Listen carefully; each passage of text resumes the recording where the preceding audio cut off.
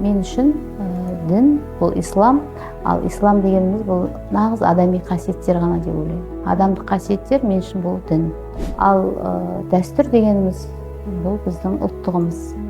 Яғни қазақ халқының, қазақ ұлтының болмыс бар бітімі өзінің ұлттық салт дәстүрлерімен ғана көрінеді. Исламның да ең бірінші қағидаты бұл көркем мінез. Ал көркем мінезді мен өкінішке орай көп жағдайда көре алмай жатамын. Көшелерде, көлік, жаңағы қоғамдық көліктерде көрген кезде ешқандай да көркем мінезділікті орамал таққандардың арасынан немесе жаңағы жастардың арасынан көрмеймін.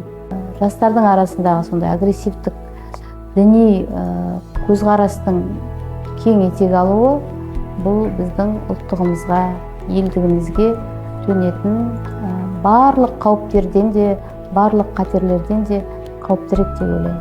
Қазіргі мынау интернет, әлеуметтік желі барлығы баланың санасын солай өзгертіп жатыр. Дін әрине керек, дінсіз мемлекет болмайды деп ойлаймын. Өйткені дін дегеніміз бұл үлкен бір сенім. Дін болмаса, онда бір ауызбіршілік, бір тұрақтылық болмайтын сияқты болып көрінеді.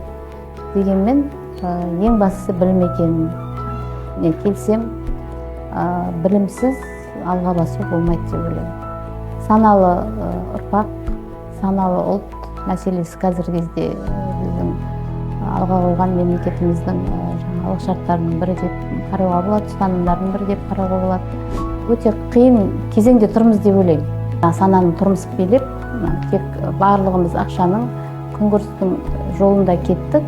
Ешқандай идеология жоқ. Меніңше біз сол идеологиялық рухани жаңағы баланың құндылықтарды бойына сіңіруде бізге үлкен жұмыстар қолға алыну керек.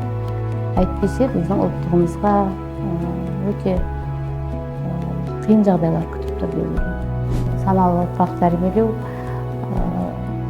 ең маңызды нәрсе.